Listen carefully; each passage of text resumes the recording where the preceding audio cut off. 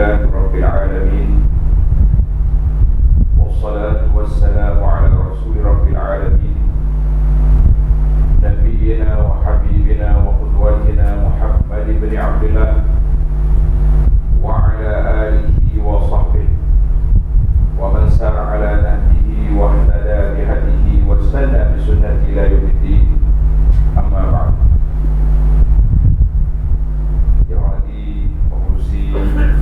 Imam-imam ahli kuasa Masjid Al-Ghufran, muslimin dan muslimat, para jemaah sekalian, Assalamualaikum warahmatullahi wabarakatuh. Alhamdulillah, syukur kita kepada Allah Azza wa Jalla pada pagi 12 hari bulan kita dapat bersama dalam majlis ilmu menceriakan pagi kita ini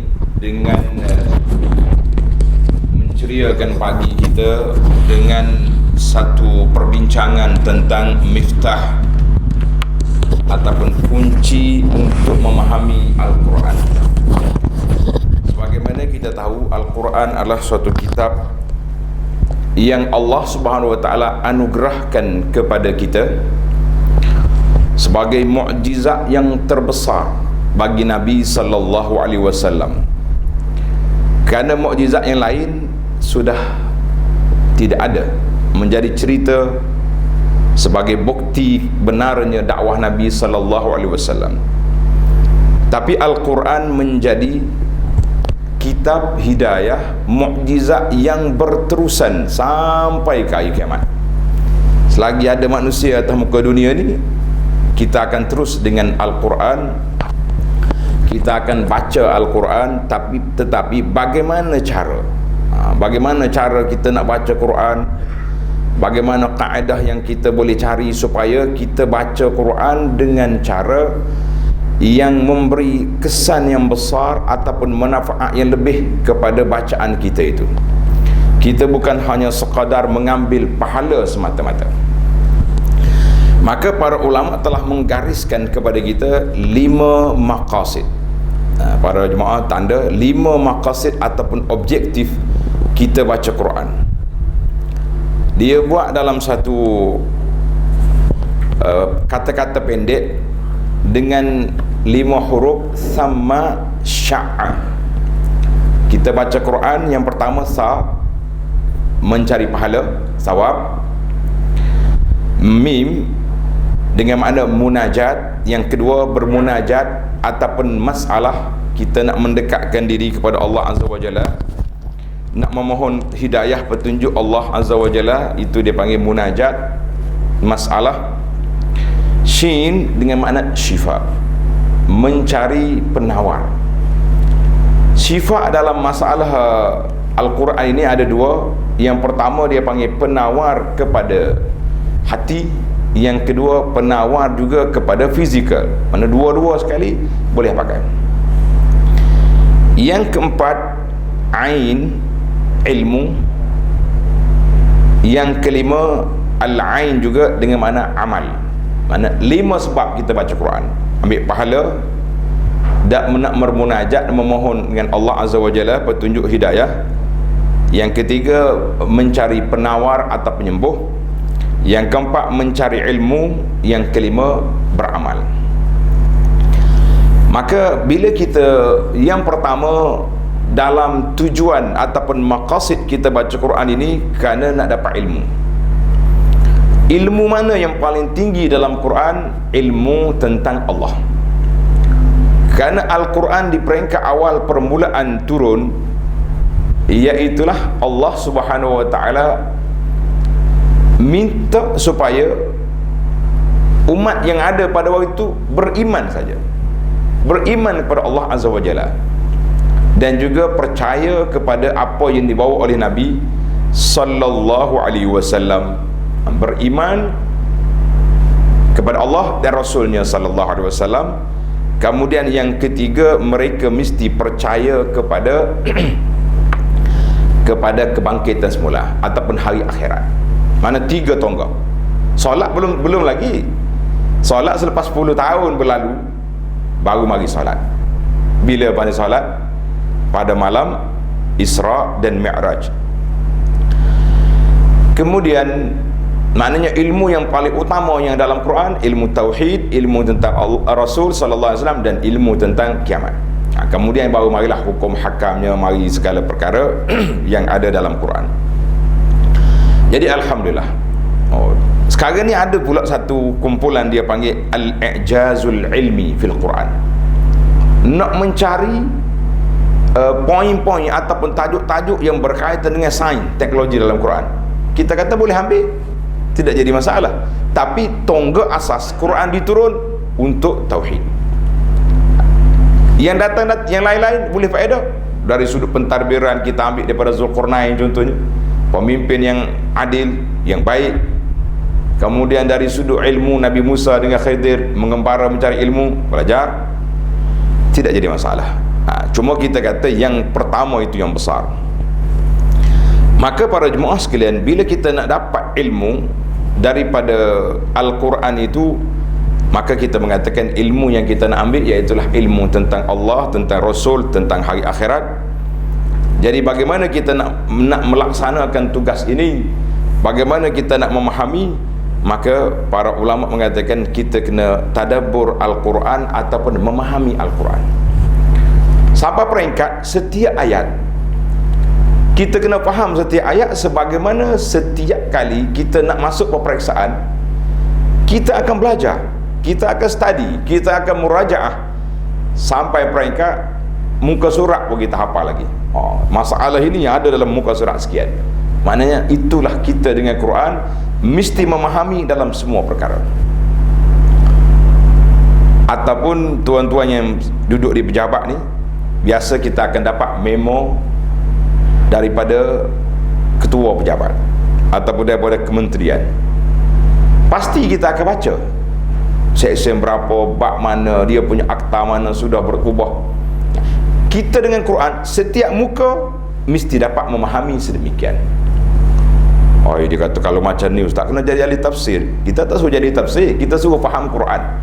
Maknanya kita belajar dengan ulama muktabar yang menafsirkan Quran. Itu kerja kita.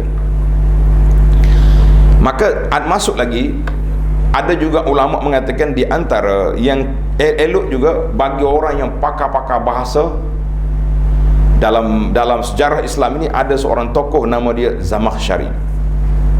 Zamakhsyari ni dari segi akidah dia Mu'tazilah.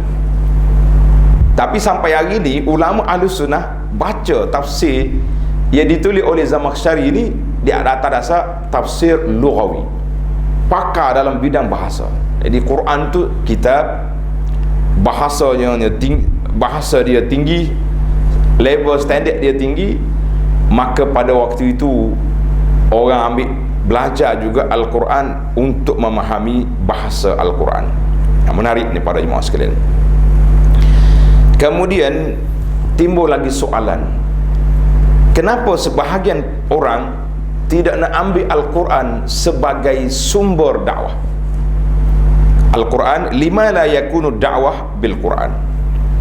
Bagi jemaah yang nak tahu buku saya baca ni, nama dia Mafatih Tadabbur Al-Quran, kunci, anak kunci nak memahami Quran. Jadi dalam terjemahan pun dah jumpa dah, nama dia Membangun Hidup Berkat dengan Al-Quran. Terjemahan saya pun tak tahu, yang penting orang hantar mari, kita kata jazahullahu khairan. Baik, timbul soalan, kenapa kita tidak berdakwah? Kenapa kita tidak mulakan langkah dakwah kita dengan Al-Quran? Sedangkan Nabi sallallahu alaihi wasallam, kalau kita tengok orang kafir mari nak berdebat dengan dia tak bercakap banyak. Nabi kata duduk, jelis, dia baca Quran. Wakil Quraisy, pembesar dia, mari nak tanya Nabi sallallahu alaihi wasallam tentang sebenarnya mu ni Muhammad, kita kata sallallahu alaihi wasallam, engkau nak apa sebenarnya? Dia mari tanya Nabi. Dia bentang, kalau nak harta kami cari harta, nak isteri yang muda kami cari yang muda, nak pangkat kami akan tabalkan. Habis dia bercakap, Nabi sallallahu alaihi wasallam kata, isma' minni, mu dengar aku pula. Itu cara Nabi sallallahu alaihi wasallam, dia akan beri peluang orang nak bercakap. Kemudian barulah Nabi jawab. Maka Nabi baca Quran. Bila Nabi baca Quran, tersandar wali yang wakil Quraisy. Selepas dia dengar Quran, dia balik. Geng-geng dia duduk tunggu dekat kelab, tengok, muka lain ni. Pergi tadi nampak merah muka nak marah ke Muhammad. Balik lain macam, lembek dia nampak. Oh, dia kata, aku dengar dah Muhammad baca Quran. Ini bukan syair, ini bukan bahasa orang sahir, ini bukan bahasa ahli nujum. Oh, dia kata, sudahlah, kena sahir ke Muhammad dah. Artinya patutnya kita sebagai seorang Muslim, apa-apa saja motivasi ke apa benda yang kita buat, mestilah berdasarkan kepada mana? Kepada bermula dengan Al-Quran. Tapi kena ingatlah, jangan salah guna. Hari ni bila orang nak guna Al-Quran, dia duduk main dengan muzik dengan apa, tidak baik. Quran kalamullah. Quran ada kesucian dia, ada qadasah dia. Jadi tak boleh kita duduk main-main dengan Quran atas dasar, atas nama motivasi ataupun atas nama apa saja. Tidak mungkin kita buat sedemikian. Maka kita nak, itu zaman dulu jelas kepada kita para jemaah sekalian. Kalau kita tengok zaman kita hari ni, saya cerita pengalaman sahabat saya lah yang berdakwah di Jepun. Kata, mula-mula dakwah kalau orang mari, orang Jepun mari, mu ajar apa dia? Dia kata, mula-mula saya suruh dia duduk, dia baca Quran. Baca ayat kursi ke dulu. Kalau ada jin-jin biarnya pergi, hantu dulu lagi, kita nak masukkan apa dia, iman dalam hati dia. Dia dengar sekali, ulang, dia cakap. Dia buka handphone dia nak rakam. Mula dah. Dan ada yang beritahu, bila dia dengar Quran, naik bulu roma dia. Maknanya dah mula terkesan. Tembakan orang panggil mukjizat Al-Quran tu masuk. Belum faham lagi tu, baru dengar. Sebab itulah kata ulama salafus salih, Ibnu Umar, dia kata apa? Kita dulu diberi iman sebelum Quran. Kamu diberi Quran sebelum iman. Apa maksud? Maknanya kita dapat Quran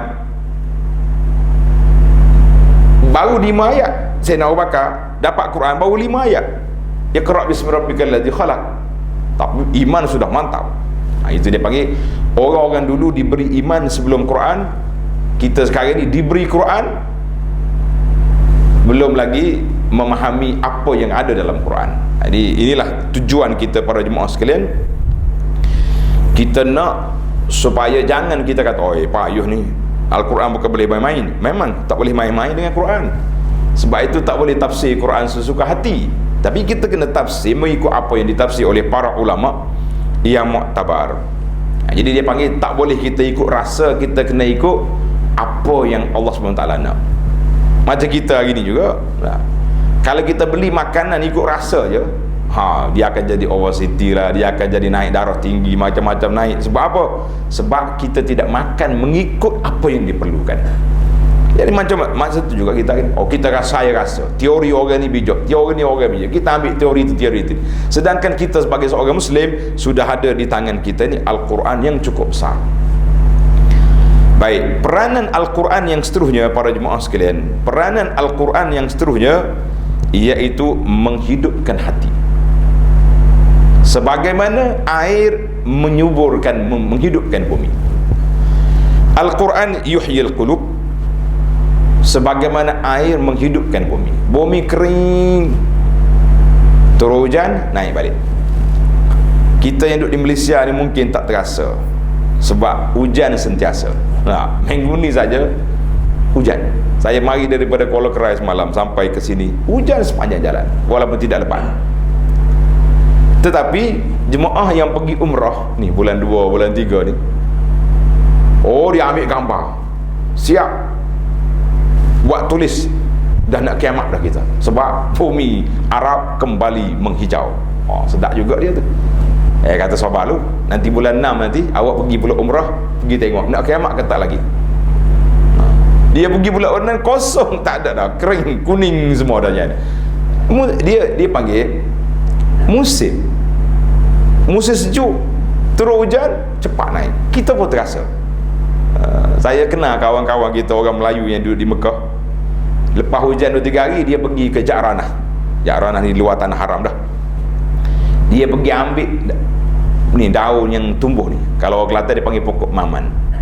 Yang orang buat apa ni, buat makan sayur tu. Pergi ambil ke sana. Maknanya tumbuh benda-benda tu. Demikianlah bila kita kata seorang ulama salaf, nama dia Malik bin Dinar. Tulis kata-kata hebat ni. Malik bin Dinar rahimahullahu ta'ala, dia kata apa? Ma zara'al Qur'anu fi qulubikum ya ahlal Qur'an. Apakah Quran telah subur, tumbuh dalam hati kamu, wahai ahlul Quran? Ini soalan dia. Innal Quran rabi'ul mu'min. Al-Quran ini dianggap sebagai musim bunga bagi orang mukmin. Sebagaimana hujan menyuburkan bumi-bumi yang ada. Jadi Quran menyuburkan hati. Al-Quran ini rabi'ul qalbi, sebagaimana air menjadi rabi' kepada bumi. Maka kita boleh lihatlah, cuba kita perhatikan bila mari bulan Ramadan.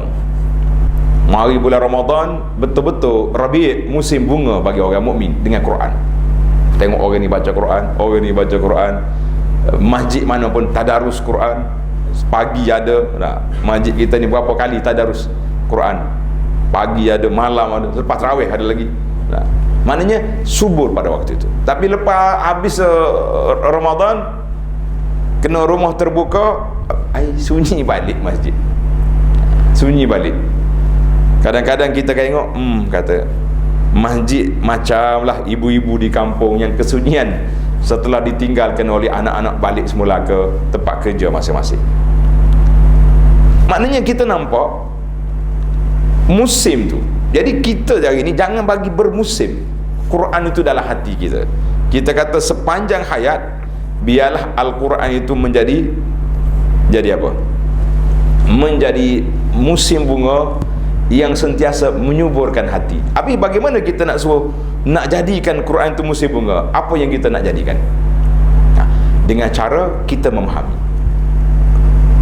Ambil kunci-kunci tadabbur yang boleh kita memberi motivasi kepada kita bahawa Al-Quran ini perlu dipahami. Perlu dipahami. Saya tengok tafsir besar-besar orang jual sekarang. Tafsir Qurtubi pun dia terjemah, tafsir Tabari pun dia terjemah. Kita kata rasa label Tabari itu bukan untuk dibaca public gini. Sebab Al-Imam Ibn Jarir dia Tabari, dia ambil semua riwayat yang dia terima. Semua riwayat dia terima. Tapi orang dulu bila dia baca, ulama-ulama ni yang bila baca, dia tahu, oh ni rawi ni, pencerita ni bohong. Boleh reject. Kita kalau kita beli semua, macam mana kita nak tapis? Sebab itu kalaulah kita masyarakat biasa, orang awam ni nak beli tafsir, kita kena beli yang sudah bertapis. Macam sekarang ni ada tafsir ringkasan kepada Ibnu Kathir, elok tu. Tafsir Al-Munir Wahbah Zuhaili contohnya, menarik. Ataupun kita dengar tafsir-tafsir yang telah dikeluarkan oleh sebahagian daripada ustaz-ustaz kita dalam bidang tafsir yang telah dirakam, boleh juga kita tengok dan sambil kita belajar. Baiklah, maka bila kita sedar Al-Quran itu memberi ilmu kepada kita, maka dia panggil peranan Al-Quran dalam surah Ali Imran. Tuan-tuan tanda surah Ali Imran ayat 164. Ali Imran 164. Laqad manna Allahu 'alal mu'minina idh ba'atha fihim rasulan min anfusihim yatlu 'alaihim ayatihi wa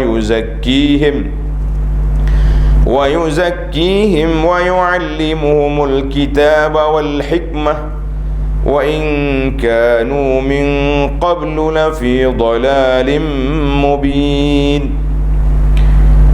Surah Ali Imran 164. Laqad manna Allahu 'alal mu'minin. Allah Taala telah bagi satu nikmat, satu anugerah pada orang mukmin. Apa dia nikmat? Allah Taala bangkitkan rasul min anfusihim, dari kalangan kita, dari kalangan manusia. Bagaimana kalau rasul kita ni malaikat Allah? Malaikat dia tak makan, dia tak minum, dia tak kahwin. Macam mana kita nak ikut dia? Tak mungkin nak boleh. Jadi mari rasul dari keturunan kita. Mana masa tu Arab sama Arab, bahasa yang dipahami, tak payah terjemah, tidak perlu kepada huraian. Apa kerja rasul? Yatlu alaihim ayati, dia baca Quran. Wa yuzakkihim, dan membersihkan jiwa manusia. Wa yuallimuhumul kitaba wal hikmah, mengajar pada mereka Al-Quran dengan sunnah, hikmah, walaupun mereka sebelum daripada itu sesat, pokok jahiliah. Maka di sini kita dapat faham bahawa kerja peranan Nabi ataupun Al-Quran itu sendiri membersihkan jiwa manusia dan membaik pulih manusia melalui dua cara. Tuan-tuan dan puan-puan, tanda cara yang pertama, al-ilmu wa ta'lim, dengan cara ilmu, pendidikan. Al-fikru, dengan cara berfikir, wan nazar, kita kena tengok. Yang ni teori. Ilmu, belajar, fikir, lihat, kita fikir apa yang patut kita buat. Itu dalam Quran banyak sekali mengajar kepada kita. Fasiru fil ardi fanzuru, berjalan di muka bumi, kamu tengok. Jalan di muka bumi, tengok. Kita hari ni berjalan di muka bumi, tengok. Selfie, ambil gambar, tapi tadabbur, fikir kepada kesan benda tu mungkin tidak banyak. Yang dia tahu je sekadar ambil gambar, sekadar kita boleh apa ni boleh tengok je. Yang kedua, ni cara pendidikan Al-Quran yang kedua, al-amal, at-tarbiyah wat-tadrib, beramal, bersihkan jiwa, latihan diri kepada mengabdikan diri kepada Allah, ataupun setengah ulama dia panggil riadah. Riadah maknanya latih diri, macam kita latih diri jadi ahli sukan.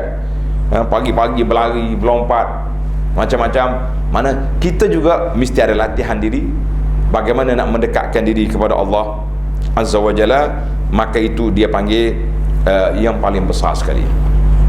Para ulama pengkaji, ulama tadabbur, dia kata bagaimana kita nak ubah manusia paling cepat. Bagaimana nak ubah manusia yang cara paling cepat? Ajar, didik, kona sana, pusing sini, lambat. Dia kata alaika bitaghyiri mu'taqadatihi wa afkari. Paling cepat manusia ni berubah kalau kita boleh ubah dia punya pegangan. Berubah. Kita nampak zaman Nabi sallallahu alaihi wasallam, Sayyidina Umar lah contoh yang paling dekat, yang orang yang paling hebat, yang dikenali, Sayyidina Umar. Umar ni orang yang kuat. Kalau bahasa Kelantan dia panggil gedebek. Gedebek ni bukan orang jahat, mana orang digeruni, ditakuti oleh orang dan sebagainya. Tapi bila dia bertukar jadi Islam, Masya Allah, berubah watak. Daripada watak yang orang takut dengan dia dulu, sekarang di Umar sudah bertukar. Memang orang takut pun lagi, tapi sudah jadi ahli ibadat, ahli, orang yang banyak menangis, orang yang banyak bermunajat. Itu perubahan yang sangat nyata. Maknanya perubahan Khalid bin Walid, panglima Quraisy, berapa kali dia berlawan nak menghancurkan Islam. Khalid, sehingga kan waktu Nabi nak pergi umrah yang pertama tahun yang ke-6 Hijrah, Khalid masih lagi dalam panglima Quraisy, menyekat Nabi tak bagi masuk Mekah. Tapi selepas daripada perjanjian Hudaibiyah baru dia masuk Islam. Setahun lepas pada tu, tahun yang ke-8 Nabi nak ambil Mekah, Khalid duduk di panglima Islam. Ajaib wallah. Dalam masa setahun lebih, dia yang menyekat Nabi masuk Mekah. Tahun yang ke-8 Khalid yang membawa bendera untuk Islam masuk Mekah. Itu dia panggil taghyir mu'taqadat. Yang paling cepat sekali berubah manusia ni apabila kita boleh ubah dia punya pegangan. Sebab itulah dakwah kepada Quran, ajak manusia memahami Al-Quran ni cukup besar. Banyak kita tulis buku-buku yang ditulis sekarang ni, Kaifa Aslama Haula. Cuba tuan-tuan cari tajuk buku, bagaimana mereka masuk Islam.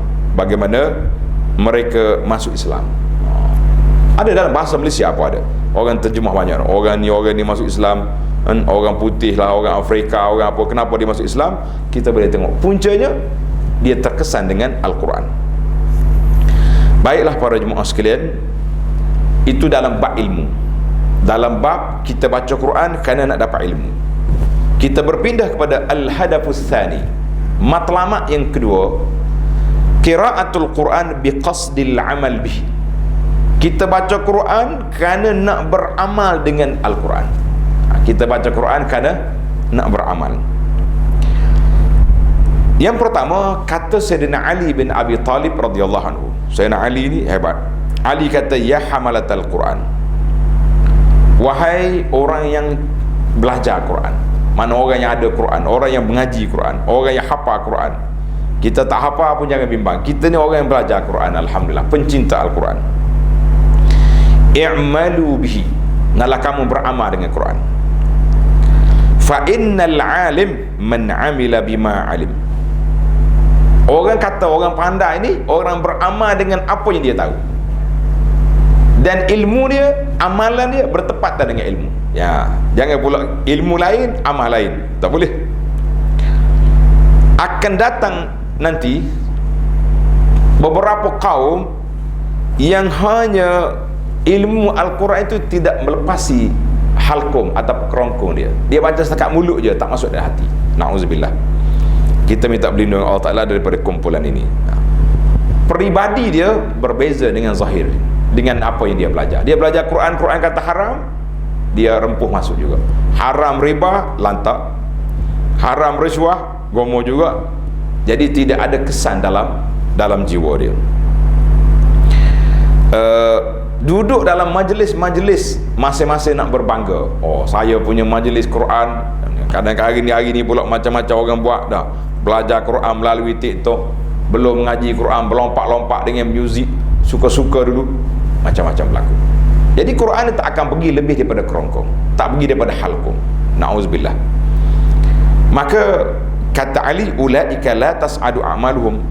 Majlis macam ni tidak naik darjat dia selain daripada dia hanya boleh sekadar baca Quran.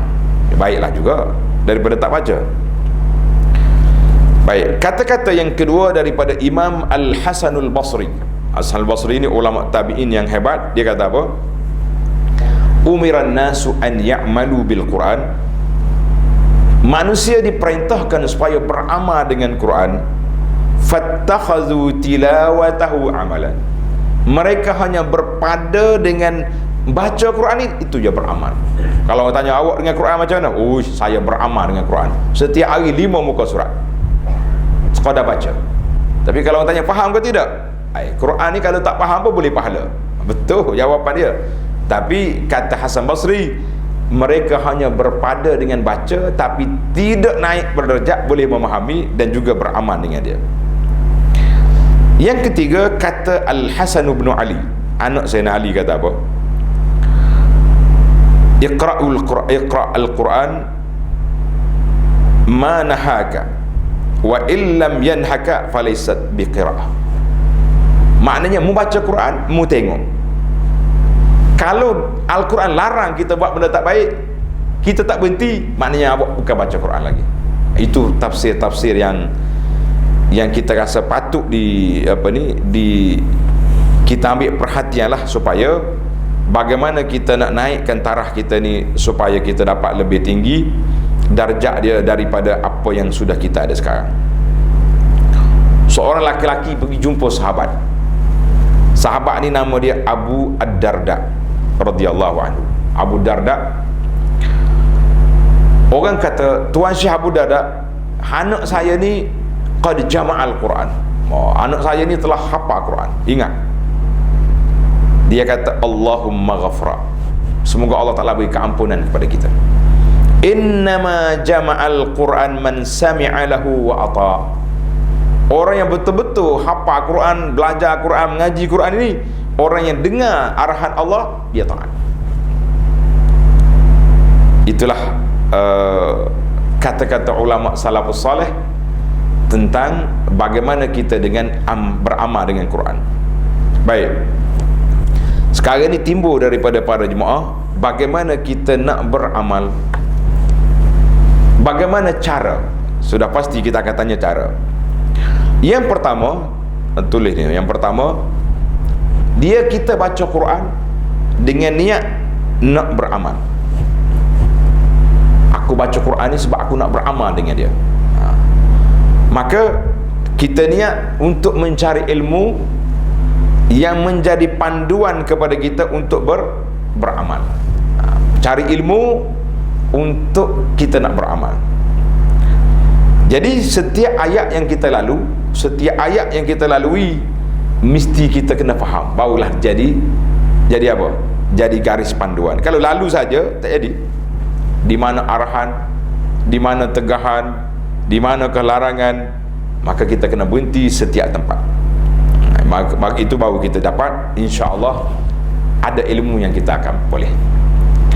Yang kedua, kita baca Quran dengan niat juga nak menyelesaikan masalah-masalah yang berlaku. Dia kata semua masalah ada dalam Quran? Ada. Orang pergi tanya Imam Syafi'i rahimahullahu ta'ala tentang ma farratna fil kitab min syai'. Tuhan kata aku tak tinggal semua benda dalam Quran. Jadi dia tanya Imam Syafi'i, macam mana tak tinggal semua? Bukan ada semua dalam ni. Bak makan minum pun tak banyak lagi. Mari zaman kita hari ni pula lagi tak ada dalam Quran. Buah durian tak ada, buah rambutan tak ada. Berapa jenis ikan ada. Imam Syafi'i bagi jawapan simple. Dia kata Allah Ta'ala perintahkan fas'alu ahlal dzikri in kuntum la ta'lamun. Mungkin tanyalah ulama yang pakar dalam bidang masing-masing kalau kamu tidak tahu. Mana Al-Quran kita induk, dia beri asas perbincangan, dia bukan detail. Kalau nak detail semua, sekarang ni ada 30 juzuk. Kalau nak detail semua 300 juzuk tak cukup lagi.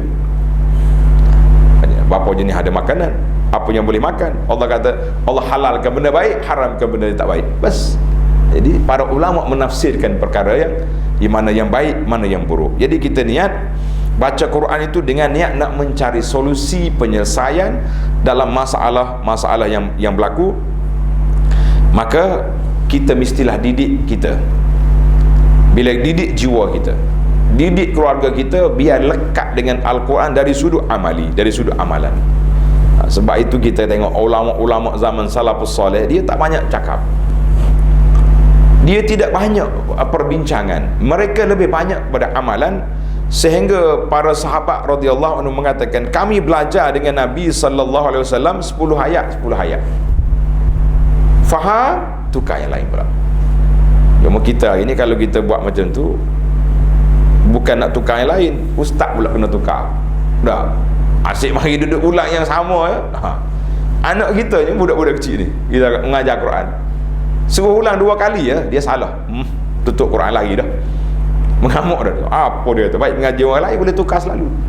Jadi dia nak kalau boleh habis cepat, walaupun tidak faham. Kita kata lah, sekarang ni kita tukar channel. Aku nak beramal dengan Quran, bukan hanya sekadar nak membaca Al-Quran. Oh, dia kata ustaz saya baca belum khatam lagi. Baca, jangan tak baca. Jangan kita celaru lah. Ada setengah orang dia tahu, mana boleh ajar orang main-main dengan Quran, dengan tafsir Quran. Kita tak ajar orang bermain, tuan-tuan. Kita ajar orang beramal, ajar orang untuk memahami. Itu berbeza sangat. Baik, kita pindah kepada tujuan yang ketiga daripada baca Quran, iaitulah kita baca Quran dengan niat untuk bermunajat kepada Allah Azza wa Jalla. Macam mana kita nak munajat? Daripada Abu Hurairah radhiyallahu anhu, dia dengar Nabi sallallahu bersabda, ma azinallahu li syai'in, Allah Ta'ala tidak izinkan pada satu perkara sebagaimana Allah Ta'ala izin kepada Nabi yang suaranya baik, kan? Hasanis saut yajharu bil Quran. Maknanya kalau baca Quran kuatkan, biar orang dengar, tapi jangan sampai mengganggu lah, jangan sampai mengganggu. Jadi kita nak, maknanya kita nak orang dengar Quran tu rasa sedap. Cuma zaman kita hari ni, bila kita timbul kan, ada orang report masjid ni baca Quran kuat-kuat, kita kena tengok je lah, taklah terganggu orang jiran-jiran, itu lain cerita. Yang penting kita baca Quran untuk kita dengar sama-sama kita, itu yang jadi besar. Seorang sahabat, seorang ulama, Abdullah bin Mubarak, ulama salaf yang masyhur ni. Dia kata, aku tanya seorang ulama lain, Sufyanus Tsauri. Dia dua ni selalu dia dialog. Dia kata, ar-rajulu idza qama ila salah, bila kita berdiri solat, kita baca Quran, apa kita nak niat? Kita niat apa? Qal yanwi annahu yunaji rabbahu. Kita baca Quran, kita kena niat aku bermunajat kepada Allah, sebab Al-Quran itu kalam Allah. Dalam bahasa mudah, bahasa simple kita sekarang, kita kata apa? Siapa nak dengar Allah bercakap dengan dia, baca Quran. Kita nak dengar Allah bercakap dengan kita, baca Quran. Kan Tuhan panggil, ya ayyuhallazina amanu. Kita orang beriman, masuklah tu. Ya ayyuhan nas, kita juga manusia, masuk. Maknanya, ya ibadi, wahai hambaku, kita hamba Allah. Mana banyak ayat-ayat yang Allah panggil kita. Mana kita nak dengar Allah bercakap dengan kita, buka Quran. Habis bila kita nak munajat dengan Allah, kita nak bercakap dengan Allah, kita solat. Dalam solat kita ada doa, ada istighfar, ada tasbih, ada permohonan yang kita boleh berdoa. Allahu Akbar. Ini di antara kenapa kita kena niat baca Quran itu bermunajat, barulah kita terasa, oh ini Quran Allah bercakap dengan aku. Maka kita akan beri perhatian. Kerana itu bila nak baca Quran, di antara adab dia, kena siwak, gosok gigi dulu. Jangan senang-senang, yo, habis foto, campak, auzubillah minasyaitanirrajim, dengan baunya. Nabi pun marah orang pakai bawang nak pergi masjid. Dia kata malaikat pun sakit hidung dengan bau yang kamu tu. Mana? Maka di sini kata di para ulama, bagaimana kita nak ambil manfaat daripada Quran ini, iaitulah apabila nak baca Quran, kosongkan hati kita daripada mikir benda lain. Kita fikir kepada Quran je. Kita fikir apa yang Allah nak sebut. Sekarang ni saya tak pandai, Ustaz, tak faham. Alhamdulillah saya tengok di rak buku kita ni berbagai-bagai jenis versi Al-Quran yang telah diterjemahkan. Ada yang 20 dalam satu pun ada. Siap dengan sebab nuzul, fadilat-fadilat ayat yang sahih, fawaid ayat. Allahu Akbar. Ana dalam kuliah tafsir kita waktu PKP baru ni, saya ambil setiap tafsir ada 10 faedah daripada ayat yang kita boleh kutip. Bila mari PKP dah habis, orang dah sibuk dengan kerja, kita turun kepada 5 faedah setiap hari. 5 faedah yang kita dapat. Untuk apa? Kita tak dapat. Oh, ayat ini menceritakan kepada kita, ini maksud. Alhamdulillah para jemaah sekalian. Maka bagaimana kita nak tatbik? Ada bahasa Arab sikit. Tatbik mana merealisasikan, melaksanakan bagaimana Quran itu dijadikan sebagai munajat. Sekali lagi kita tengok kepada huruf. Ini ulama-ulama ni dia buat huruf rumus, dia panggil. Tulis harasun, rasin. Dia punya bacaan dia harasun ma mim ain. Harasun ma. Jangan tak payah cari makna, sebab dia bukan nak makna, dia nak huruf. Harasun ma harasin mi ain. Apa dia? Tujuan baca Quran tu untuk munajat baca Quran ini ada dengan 5 cara. Yang pertama, annallaha yuhibbuka hina yaqra. Bila kita baca Quran, Allah sayang pada kita. Dengan makna hub, Allah Ta'ala sayang.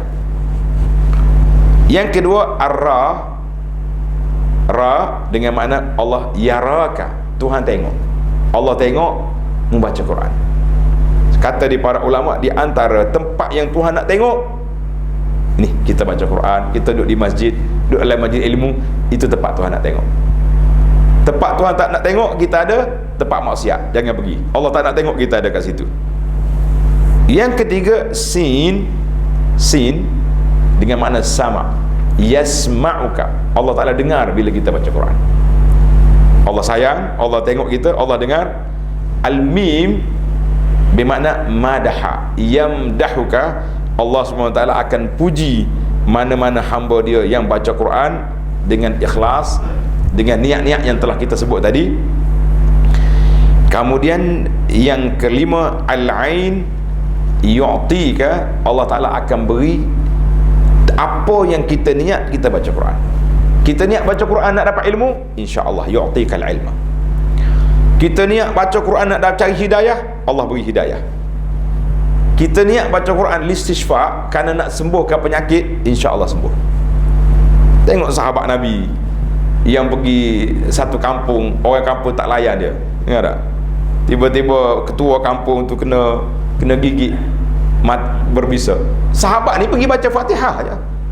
Baca Fatihah. Tapi kita kena ingatlah, Al-Quran ni bukan ayat bomoh. Setengah orang ni dia ambil semua ayat Quran, sakit kepala baca ni, sakit telinga baca ni, sakit lutut baca ni, batas tu sakit. Jadi kita kata bukan begitu. Ayat Quran baca mana-mana ayat, semuanya berkat di situ. Alhamdulillah. Yang ada dalil macam ayatul kursi, 3 qul, itu kita baca.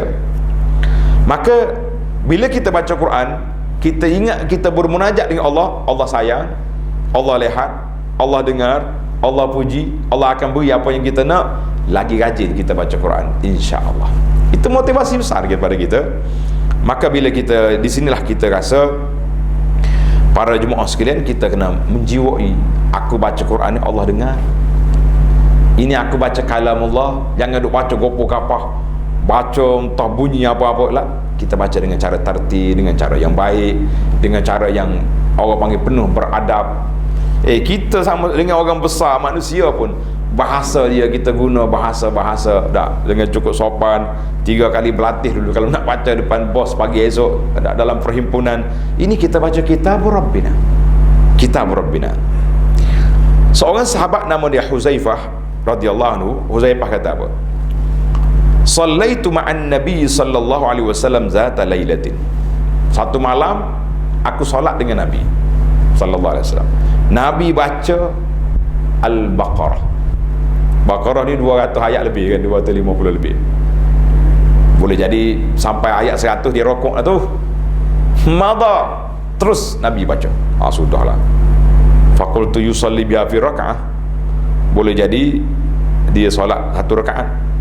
Terus habis 1 rakaat tak jalan lagi kan, Nabi sambung pula surah An-Nisa. Berapa juzuk pula? Kemudian surah Al-Imran. Yaqra mutarassilan, maknanya baca perlahan, bukan dibaca laju, tidak. Yang kita naknya iza marra bi ayatin fiha tasbih sabbah. Bila mari ayat tempat tasbih, Nabi kita berhenti di tasbih. Subhanallah. Bila mari ayat soal. Contohnya Allah sebut tentang syurga, kita kata Allahumma inni as'alukal jannah. Boleh walaupun dalam solat kita. Mari ayat neraka, Allahumma inni a'udzubika minan nar. Boleh kita buat. Maka para jemaah sekalian, dalam solat fardu payahlah kita nak buat, kita payah baca pendek je. Kita solat sunat. Solat sunat, kita tengok tadabbur ayat mana nak baca, dalam itu kita baca. Demikianlah kata ulama, itulah cara bermunajat. Mana kita respon setiap ayat yang menyebut tentang syurga, kita minta. Ayat yang sebut tentang neraka, na'udzubillah. Ayat yang menyebut tentang halal haram, kita letak dalam hati kita, insya-Allah aku akan buat. Itulah yang dikatakan, sentiasalah kita berfikir bahawa kita baca Quran dengan niat kita bermunajat kepada Allah Azza wa Jalla. Kalau tidak, kita akan kerugian. Apa yang kita rugi? Sebab apa? Kita baca Quran, kita lalu mururin kiram. Saya kata rugi, maksudnya rugi dari sudut maqasid, tujuan yang 5 perkara yang kita baca Quran tadi. Tapi tuan-tuan tidak akan rugi sebab pahala berjalan. Itu jelah tazkirah kita, iaitulah tujuan baca Quran nak dapat ilmu, tujuan baca Quran nak beramal, tujuan baca Quran untuk kita menjiwai bahawa kita bermunajat kepada Allah Azza wa Jalla. Dan ada lagi 2 tujuan, iaitulah kita nak dapat pahala. InsyaAllah kita baca Quran ni boleh pahala, dan juga kita baca Quran untuk al-syifa, mencari penyembuh bagi penawar jiwa dan juga penawar bagi fizikal kita. InsyaAllah kita akan sambung dalam siri yang lain. Subhanakallahumma wa bihamdika ashhadu an la ilaha illa anta astaghfiruka wa atubu ilaik. Wa sallallahu wa sallama wa barak ala Muhammadin wa ala alihi wa sahbihi ajma'in. Walhamdulillahi rabbil alamin. Wassalamu alaikum warahmatullahi wabarakatuh.